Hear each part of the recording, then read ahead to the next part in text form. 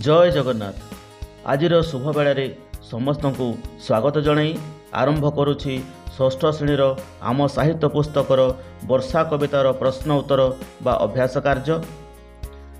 आशा करुछि ए video को समस्ते निश्चय शेष पर्यंत देखिबे। ताहले चलंतु आरंभ करिबा आजिर एई अभ्यास कार्य। ताहले वर्तमान देखिबा वर्षा कवितार अभ्यास।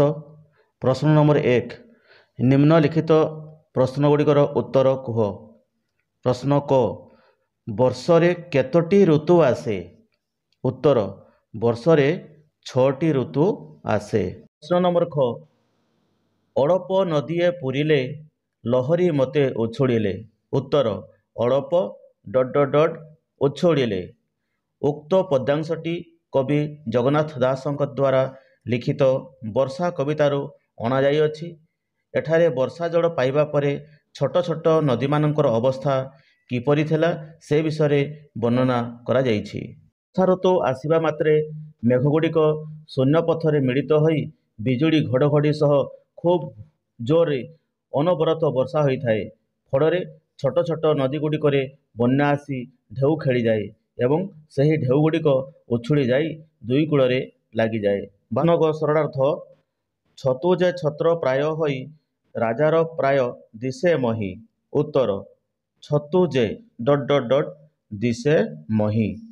उक्त पद्यांशटी पठित साहित्य बहिर कवि जगन्नाथ दासଙ୍କ द्वारा रचित वर्षा कवितारू अणा जाइअछि।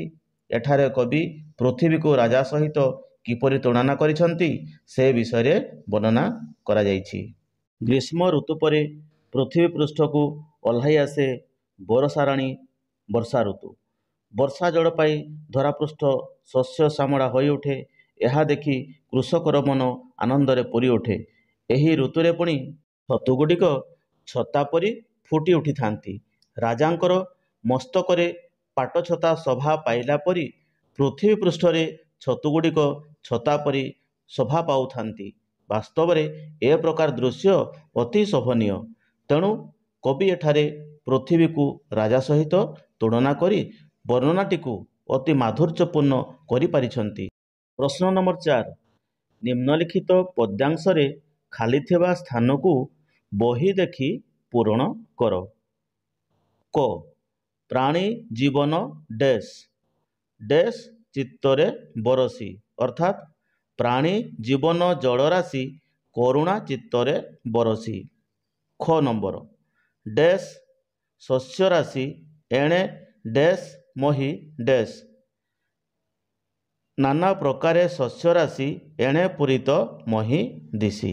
प्रश्न नंबर 5, एही कवितारे सूर्य और पृथ्वी शब्द पाई अन्य जो शब्द गुड़िक व्यवहार करा जाइछि ताहाकू लेख। उत्तर, सूर्य पाई एठारे लेखा जाइछि रवि, पृथ्वी पाई लेखा जाइछि मंचपुर एवं मही मंडल।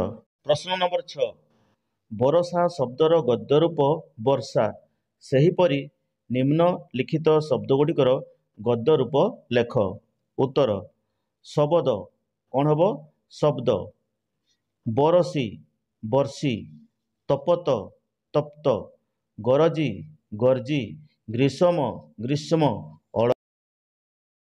7, तले दिया शब्दगुड़िकर अर्थ सूचाउथिबा शब्द को बंधनी मध्यरु बाछि लेख। मंचपुर स्वर्गपुर, पातालपुर, मर्त्यपुर। भुंजंती भोजन करती, भोग करती, भरण करती। मंडूक साप, बेंग, मयूर। निशामुख सकाळ, संध्याबेळ, राति। उत्तर रे मंचपुर कहले मर्त्यपुर, भुंजंती कहले भोजन करती, मंडूक कहले बेंग, निशामुख कहले संध्या। नंबर 8, आठ को जेपरी अष्ट कुहा जाए सेहीपरि निम्नलिखित शब्दगुड़ी को कौन कुहाजिबो लेख। 9, 7, 6, 11। ताहले एठारे 9 को कौन कहिबा नव, 7 को कहिबा सप्त, 6 को कहिबा षष्ठ आउ 11 को कहिबा एकादश। नंबर 9, प्रत्येक धाड़ी रे 3टी एक जातीय शब्द सहित ଗୋଟିଏ ଭିନ୍ନ ଜାତୀୟ ଶବ୍ଦ ମିଶିକରି ରହିଛି। ଭିନ୍ନ ଜାତୀୟ ଶବ୍ଦଟିକୁ ଚିହ୍ନଟ କରି ଲେଖ। ପ୍ରଶ୍ନ ନମ୍ବର କ, ବର୍ଷା, ବିଜୁଳି, ଗିରିଶିଖ, ପବନ। ତ ଏଠି ବର୍ଷା, ବିଜୁଳି, ଗିରିଶିଖ, ପବନ ମଧ୍ୟରୁ ଆମର କେଉଁ ଶବ୍ଦଟି ଅଲଗା ହେବ ବାଛିବା। ତେବେ ଏଠାରେ ଉତ୍ତର ହେବ ଗିରିଶିଖ।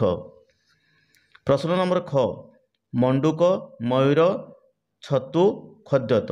ଏଠି ମଧ୍ୟ ଚାରୋଟି ଶବ୍ଦ ମଧ୍ୟରୁ ଗୋଟିଏ ଭିନ୍ନ ଶବ୍ଦଟି ଅଛି, ତେଣୁ ତାକୁ ମଧ୍ୟ ଏଥିରୁ ବାଛି ବାହାର କରିବା। ମଣ୍ଡୁକ, ମୟୂର, ଛତୁ, ଖଦ୍ୟତ କେଉଁଟା ହେବ ପିଲାମାନେ? ଦେଖ ଏଠି ଉତ୍ତର ଆସିବ ଛତୁ।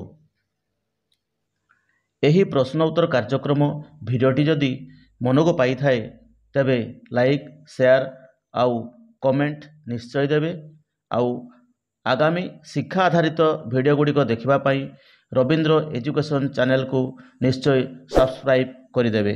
ଧନ୍ୟବାଦ। ଜୟ ହିନ୍ଦ, ଜୟ ଭାରତ, ଜୟ ଶିକ୍ଷା।